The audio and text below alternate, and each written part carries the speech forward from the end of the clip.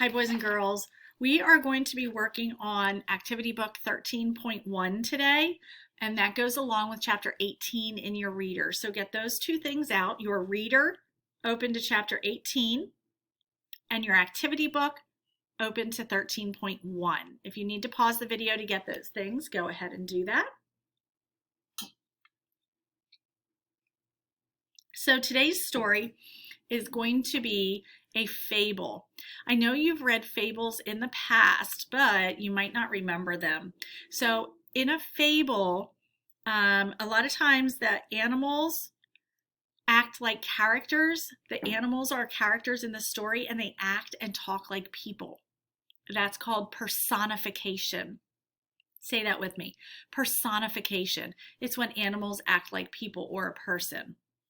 A fable is also a short story, and it's a simple story, so it's not real complex. And the last thing you need to know about a fable is that at the end of it, there's usually a moral or a lesson to be learned. So we learn a sort of a life lesson from a fable. So what we're going to do, we're going to work through this chapter, Androcles and the Lion, and we're going to look for 3 main events. And for each of those, we're going to write down the characters in that event, the setting where it took place, and the problem or the goal for that. And we're going to do the first 2 together, and you're going to do the third one on your own. So here we go. Chapter 18, Androcles and the Lion. And this apparently is Charlie Chatter's report. The ancient Romans liked to watch gladiator fights. They liked to watch a gladiator fight against other gladiators or against wild animals. As mentioned in a previous chapter, Romans even built the Colosseum for these fights. The Colosseum was so big it could hold 50,000 people. This is a gladiator story and it ends in the Colosseum. You may be surprised by the ending. So there's gladiators fighting. Got their protection on there. Once there was a Roman slave named Androcles. Sorry, I was saying that a little bit wrong.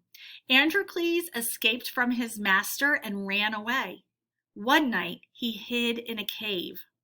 He crept into the cool darkness, lay down, and fell asleep. In the middle of the night, Androcles was awakened by a loud roaring noise. What do you think that could be? He got up and squinted in the darkness. What he saw scared him half to death. It was a lion returning to his den. Androcles shrank back, fearful for his life. Then he saw that the lion was suffering. It was roaring in pain. The great beast limped into the cave and flopped down. It lifted its right front paw and licked it. Androcles took a step toward the lion. The big cat spotted him, but he did not seem angry. Instead, he gave Androcles a sad look, as if asking for help. Androcles crouched next to the lion. He looked and saw a thorn stuck in the lion's paw. He put out his hand. The lion did not try to bite him. He touched the lion on the paw. The lion sat still. Then, very gently, Androcles took hold of the thorn and pulled it out. So this is the first event, and there's the lion giving Androcles a sad look as if asking for help. This is our first event. So who were the characters in this event? There were only 2. Androcles, and we're going to spell it correctly because it's right on the page, and the lion. What was the setting of this event? Where was it taking place? You might say a cave or lion's den. Either one of those is okay. And what is the problem in this event? What was happening on that page? The lion was hurt.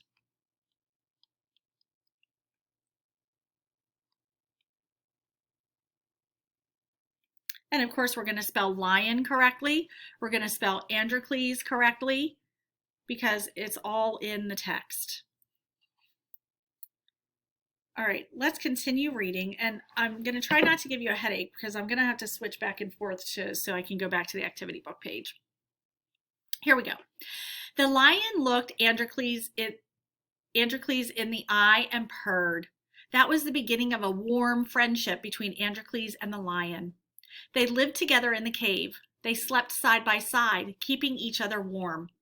Then one day Roman soldiers discovered Androcles.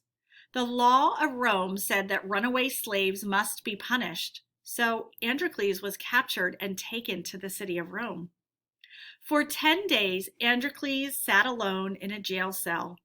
The jailers fed him nothing but water and crusts of stale bread. Then one of them told him he was to meet his death in the Colosseum. Androcles knew what that meant. Runaway slaves were often forced to fight in the Colosseum. Androcles knew he would be forced to fight against gladiators or perhaps against vicious, hungry, wild animals. So there's Androcles waiting in the cell to enter the Colosseum. So what happened on that page? Let me go back here. Event number 2 from page 148. The character involved, there was only one. It was Androcles. And where was he? He was in a jail cell. No fun at all. And what was going to happen to him? What did he feel? What did they tell him he was going to have to do? He was thinking he was going to have to fight against gladiators, right? So Androcles was going to fight I'm just going to say in the Colosseum because he doesn't know in the Colosseum. It could be a gladiator or it could be an animal. He was really scared it was going to be an animal, right? Okay, so let's keep on reading. Androcles was led out of his cell. As he walked into the Colosseum, he knew that he would soon die. Androcles was brave. He stepped into the arena and prepared himself for the fight and for death. The crowd cheered as Androcles stepped into the arena. They cheered even more loudly when a lion appeared on the other side of the arena. Then something strange took place. This was not just any lion. It was the lion Androcles had befriended, taken on as his friend. The lion recognized his friend. Instead of attacking, the beast ran up to Androcles and began licking his face. Androcles stroked the lion and rubbed his belly. The crowd was amazed. They had never seen anything like this. They cheered loudly. There's Androcles and the lion. This just doesn't happen in the Colosseum.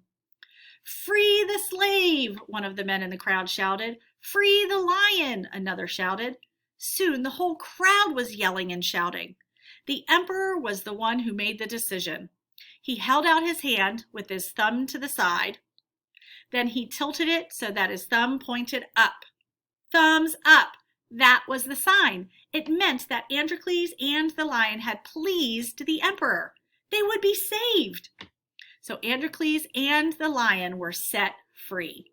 They lived a long life and their friendship never faltered. So in that last part, let me go back here to your page. I'm sorry if I'm giving you a headache. So you're going to fill in that last scene, that last event. So you're going to do the characters. There are 2 of them. You're going to tell us where they were, and you're going to tell us basically what happened, okay? When you're done with that, question number 1, there's a few stretch questions. Now, these questions are really going to make you think, but you can do it. I know you can. Go back and reread if you need to. Question number 1 says, how does Androcles change throughout the fable? So think about how was Androcles at the beginning, and then how was he at the end? Uh-oh, Mrs. Goshert didn't put the back of that in here. Let me just go back here and get it. Here we go. Okay, so the back of Activity Book 13.1, question number 2 says, how does the lion change throughout the fable? So what was the lion like at the beginning, and how was the lion at the end? Number 3, what would happen if event number 1 was left out of the story? So what if we didn't have event 1 where Androcles helped the lion? And number 4, what would happen if the fable was in reverse order, starting with event 3? So what happened in event 3, and then 2, and then 1? So what would happen if the fable was in reverse order? So those are the 4 questions you need to answer. Make sure you finish event number 3 and submit both sides on Schoology.